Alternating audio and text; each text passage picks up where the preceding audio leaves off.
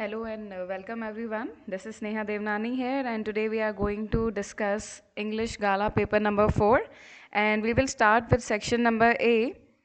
Read the following passage and select the appropriate answers. First, we will understand this passage. हम passage को समझेंगे. Don't go so fast, Bab. You will get to your school in plenty of time. यहाँ पर last lesson में से friends है, वो सारा ये चीज़ as a writer हमको बता रहा है. जब वो निकल रहा था स्कूल के लिए काफ़ी लेट था. रास्ते पे कुछ लोग इसको मिलते हैं और इसे टोंट करते हैं कि आराम से जाओ, अभी तो बहुत सारा टाइम पड़ा है. I thought he was making fun of me and reached M. Hamill's little garden all out of breath. मुझे लगा ये मेरा मजाक उड़ा रहे हैं और फिर भी मैं हाफते हुए all out of breath मतलब हाफते हुए काफ़ी तेज़ी से एम हैमल के लिटिल गार्डन में पहुंच गया, मीन स्कूल में पहुंच गया. Usually when school begin there was a great bustle. जब भी स्कूल स्टार्ट होता है तो वहाँ पर काफ़ी नॉइज़ रहता है. बसल मीन्स नॉइज़ रहता है which could be heard out in the street, जो बाहर सड़क पर सुनाई देता है. The opening and closing of desk, lessons repeated in unison. Lessons repeated in unison का मतलब है जो भी टीचर पढ़ा रहे हैं तो सारे बच्चे एक साथ उसे रिपीट कर रहे हैं. डेस्क का यानी बेंचेस का आवाज़ आना. Very loud with our hands over our ears to understand better. इतना इन सब चीज़ों का ज़ोर से आवाज़ रहता है कि हमें एक हाथ को अपने कानों पर रखकर दूसरा क्या कह रहा है वो समझना पड़ता है, सुनना पड़ता है. इतना ज़्यादा नॉइज़ रहता है. और इतना ही नहीं, इसके अलावा टीचर का भी रूलर ज़ोर ज़ोर से रैप हो रहा है बेंच पर, ये भी सुनाई देता है. But now it was also still. पर आज का दिन, जिस दिन की फ्रेंड्स बात कर रहा है, उस दिन सब कुछ शांत है, स्टिल है, सन्नाटा है. I had counted on the commotion to get to my desk without being seen. Accounted और कमोशन का मतलब होता है कि आसपास के शोर का सहारा लेकर कहीं पर एंटर करना इस तरीके से कि किसी और का ध्यान आप पे नहीं जाए. तो जनरल इतने शोर में फ्रेंड्स की आदत है कि वो लेट आता है, शोर का सहारा लेकर अपने डेस्क पे बैठ जाता है, किसी का ध्यान भी नहीं जाता. तो जनरली ये चीज़ ये करता है. बट आज ऑफकोर्स आज तो इतनी शांति है, मान लो कि संडे मॉर्निंग हो, स्कूल के आसपास संडे को कोई आता जाता नहीं है, ऐसे बहुत शांति रहती है. So that day everything had to be as quiet as Sunday morning.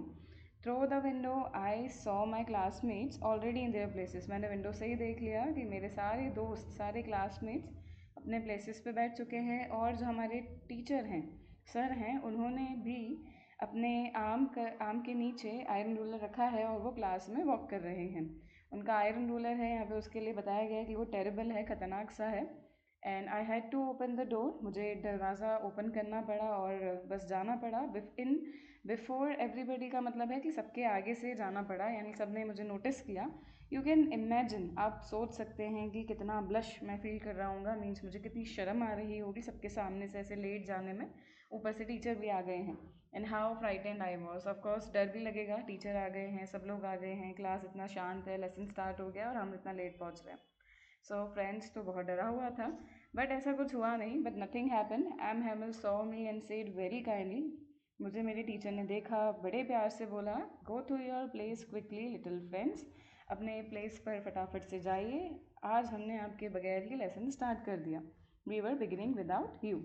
So this was the passage here. Now questions. The meaning of the phrase out of breath. Out of breath जो मुहावरा दिया है उसका मतलब क्या है, मैंने बताया, हाफते हुए जाना, पेंटिंग. दूसरे ऑप्शंस भी हम समझ लेते हैं. Without fatigue. Without fatigue means बिना थकान के. पेंटिंग ऑफकोर्स हमारा आंसर है. And third is half heartedly means बेमन से, इतनी इच्छा नहीं है. And last option is with great efforts. So option is painting. Second number, usually one of the following things do not happen when the school begin. जब school start होता है तो नीचे दिए गए में से कौन सी ऐसी चीज़ है जो नहीं होती है. और देयर वॉज अ ग्रेट बसल. आवाज़ होता है बहुत, ऑफकोर्स आवाज़ होता है, इसलिए तो रोज़ फ्रेंड्स ऐसा करता है ना, उसके सहारे से अपनी सीट पे बैठ जाता है और किसी का ध्यान भी नहीं जाता. Second option is lessons were repeated simultaneously. Simultaneously means in unison, जो हमने ऊपर ऊपर देखा कि लेसन्स को साथ में रिपीट किया जाता है. यहाँ पे हमने स्टार्टिंग में देखा था, लेसन्स वर रिपीटेड इन यूनाइजन.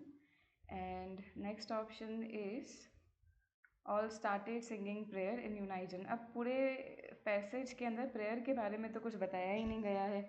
और जनरली जब स्कूल का एंड होता है ना, फिर ही प्रेयर सिंग की जाती है, बिगिनिंग में तो नहीं होती है. और लास्ट ऑप्शन है the teacher's great ruler started rapping on the table. इसका भी आवाज़ हमने देखा कि बहुत ज़्यादा शोर रहता है और साथ ही साथ टीचर का भी रूलर रैप करता रहता है, मीन्स बचता रहता है, टीचर ज़ोर ज़ोर से उसके ऊपर मारते हैं. तो ये सारे ऑप्शंस हैं जो नहीं होता है, which is option number third option sorry. And the writer had dependent on dash. Writer किसके ऊपर डिपेंड करते हैं अपनी सीट पर बैठने के लिए, और वो भी इस तरीके से कि कोई नोटिस नहीं करे, अननोटिसेबली. सो वो कमोशन पे डिपेंड करते हैं. हबब, ऑप्शन में आपको हबब लिख के दिया है, और हबब का सिनोनियम होता है कमोशन. वो हमने स्टार्टिंग में देखा कि वो कमोशन पे डिपेंड करते हैं. ये रहा, आई had counted on the commotion. Counted on commotion यानी आसपास की नॉइस के आसरे पे रहना, उसके सहारे sorry. The writer had depended on hubbub. Hubbub means commotion. M. Hamel used an iron ruler for. Iron ruler का यूज़ किस लिए किया जाता था? तो ऑफ कोर्स मेजरमेंट लेने के लिए तो नहीं था, पूरे पैसेज में हमने देखा. और knocking on the table, yes, वो रूलर को रैप करते थे टेबल पर, हमने ऑप्शन में देखा. यस, ये ऑप्शन है. Punishing his students with, yes, ये भी ऑप्शन है. So both a and B.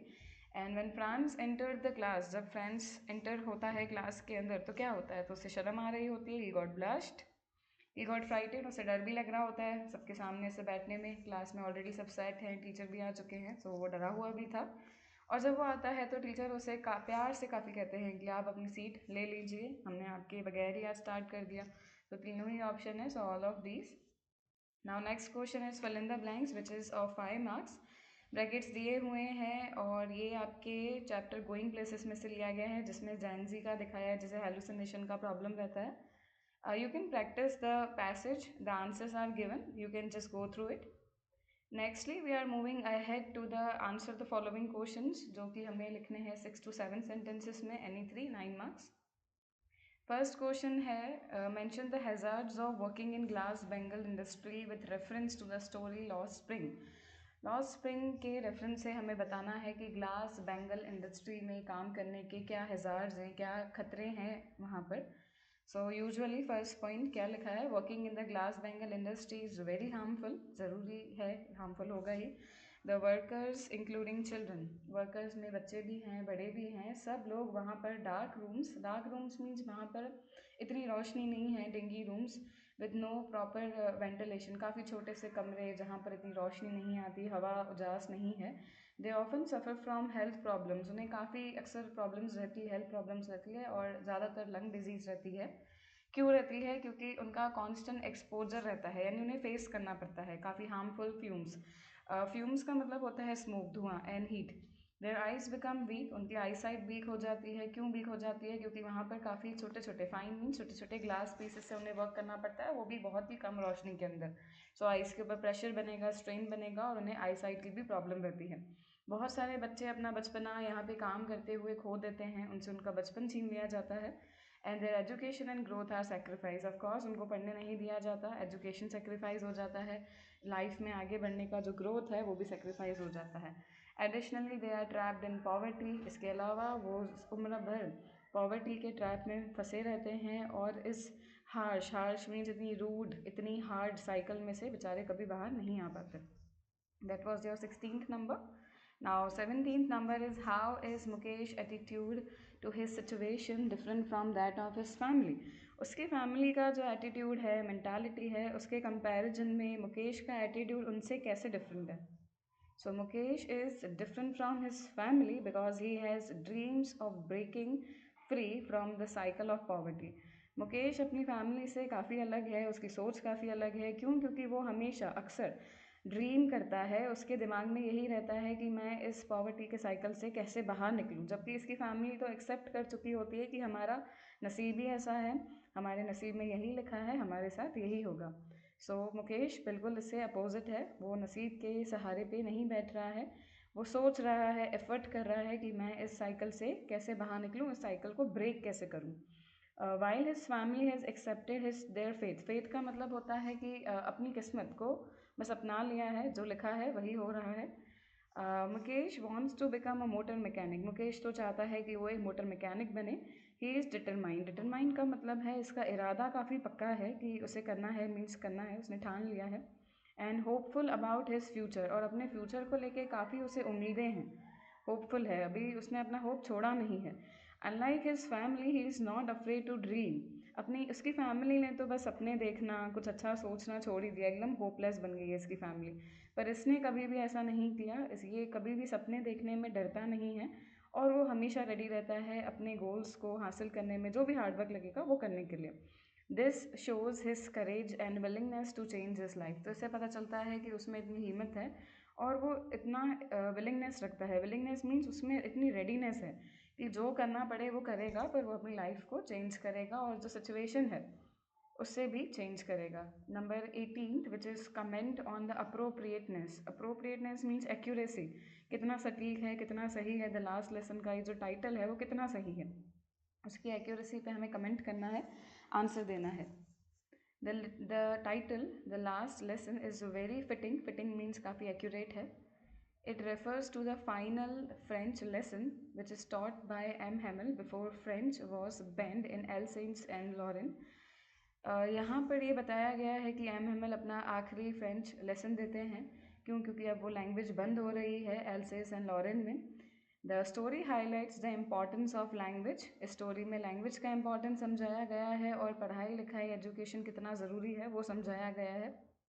The lesson is not only about the language but also about patriotism. Lesson जो है वो सिर्फ लैंग्वेज के बारे में नहीं है, वो अपने देश प्रेम के बारे में भी दिया है। And the need to preserve one's identity, और हमें अपनी आइडेंटिटी, हमारे देश की आइडेंटिटी, हमारी खुद का जो कल्चर एंड लैंग्वेज है उसे प्रिजर्व करके संभाल के रखना क्यों ज़रूरी है, ये भी यहाँ पे बताया गया है इस लेसन के अंदर। It symbolises how people often realise the worth of something only when it is about to be taken away.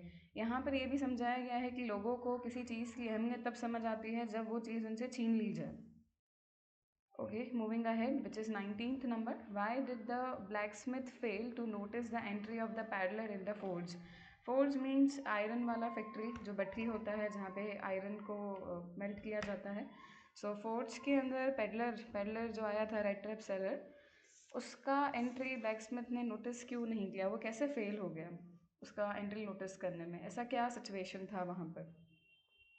The blacksmith failed to notice the peddler's entry because he was busy with his work. सबसे पहली बात, जो blacksmith था वो अपने किसी helper के साथ बिजी था अपने काम करने में, इसलिए उसने नोटिस नहीं किया। He was deeply focused on hammering the iron and talking to his apprentice.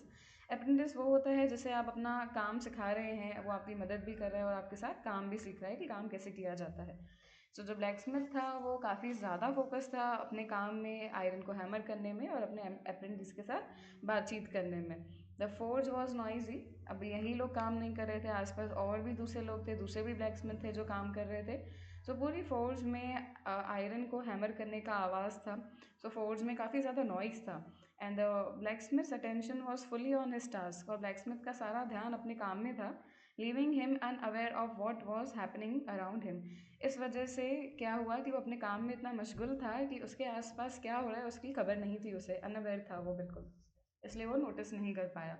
Y did Gandhi ji agree to a settlement of 25% refund to the farmers? ऐसे तो सोचा था कि हमें ज़्यादा परसेंटेज चाहिए, फार्मर्स को दिलवाना है, कंपनसेशन ज़्यादा देना है, जितना भी फार्मर्स ने पे किया है वो हमको रिटर्न मिल जाए। पर ऐसा क्या हो जाता है कि गांधी जी 25% पे ही हाँ कर देते हैं ब्रिटिशर्स के साथ, तो वो हमें एक्सप्लेन करना है। Gandhi ji agreed to a 25% refund because he wanted to focus on the larger issue of justice rather than the amount of money. वो 25% पे इसलिए एग्री हो गए, उन्होंने अपना कंसेंट इसलिए दे दिया क्योंकि उनका फोकस था उससे भी ज़्यादा बड़े इशू पे। वो था कि फार्मर्स ने अपनी आवाज़ उठाना सीखा, उनको कैसे जस्टिस दिलवाना है, उनको खुद का जस्टिस कैसे लेना है अपना वॉइस रेस करके, ये उनको ज़्यादा बड़ा इशू लगा था। इसके लिए उन्होंने उसके ऊपर ज़्यादा फोकस किया और ना कि अमाउंट ऑफ मनी पे उन्होंने फोकस किया कि कितना अमाउंट ऑफ मनी मिल रहा है। उनको लगता था कि अमाउंट ऑफ मनी से बड़ी कोई और भी चीज़ है जिसके ऊपर हमें फोकस करना चाहिए। The British landlords the British landlords' agreement to refund even a small amount was a moral victory for the farmers. British landlords का ये जो एग्रीमेंट है कि वो थोड़ा सा ही पैसा वापस करेंगे, ये भी फार्मर्स के लिए देखा जाए तो एक मोरल विक्ट्री है। Moral victory in the sense यहाँ पर ये दिखाया है स्टोरी के अंदर कि ब्रिटिशर्स अपने को कभी भी गलत नहीं दिखाते, कभी झुकते नहीं हैं वो, और हमेशा दूसरों को ही गलत ठहराते हैं। पर पहली बार ऐसा हुआ था इतने सारे प्रोटेस्ट करने के बाद ब्रिटिशर्स को अपना मिस्टेक रियलाइज़ हुआ था और वो सेटलमेंट करने के लिए, झुकने के लिए तैयार हुए थे। तो ये एक बहुत बड़ी विक्ट्री थी, मोरल विक्ट्री थी, अपने मान सम्मान की विक्ट्री थी फार्मर्स के लिए, जो कि अमाउंट ऑफ मनी से भी बढ़कर थी। It prove that the landlords were wrong and boosted the farmers confidence. इस विक्ट्री से ये प्रूव होता है कि लैंडलॉर्ड्स भी गलत थे, ब्रिटिशर्स भी गलत हो सकते हैं, जो कि हमेशा बहुत ज़्यादा ईगो में रहते हैं कि वो कभी गलत नहीं होते। तो यहाँ पे प्रूव हुआ विक्ट्री से कि लैंडलॉर्ड्स की गलती है, और फार्मर्स का भी कॉन्फिडेंस बूस्ट हुआ कि उनके साथ अगर गलत होता है तो वो यूनिटी करके अपना वॉइस रेज कर सकते हैं और अपने जस्टिस की डिमांड कर सकते हैं, जो कि अब तक फार्मर्स नहीं कर रहे थे। फार्मर्स को पता भी था कि उनके साथ गलत हो रहा है, still they were very afraid, उनको बहुत डर लगता था, उनमें इतना हिम्मत नहीं था, कॉन्फिडेंस नहीं था। पर इस विक्ट्री के बाद क्या हुआ, उनका फार्मर्स का कॉन्फिडेंस भी बढ़ गया। Gandhi ji believed in fighting for principles rather than material gains. Gandhi ji को हमेशा यही था कि वो प्रिंसिपल्स के लिए, अपने उसूलों के लिए लड़ें, जो सही है उसके लिए लड़ें, ना कि मटीरियल गेन्स के ऊपर। मटीरियल गेन्स मतलब नॉर्मल सा मनी हो गया, प्रॉफिट्स हो गए, इनके ऊपर लड़ने से बेटर उन्हें हमेशा अपने उसूलों के लिए, प्रिंसिपल्स के लिए, जो सही है उसके उसके लिए फ़ाइट करना, उसके लिए वॉइस रेस करना ज़्यादा समझ आता था। And this settlement mark the beginning of the farmers empowerment. और ये जो सेटलमेंट हुआ था, ये क्या सिंबलाइज कर रहा है कि फार्मर्स का एम्पावरमेंट बढ़ गया। एम्पावरमेंट का मतलब है उनका शक्ति का सशक्तिकरण बढ़ गया, मीन्स उनमें उनका भी पावर है, यहाँ पर वैसा प्रूव हो गया। Now section A is completed. I hope आपको समझ आया होगा, और समझ आया है तो please like, share and subscribe. And section B हम स्टार्ट करेंगे इसके नेक्स्ट वाले वीडियो में। So stay tuned. Bye everyone, take care.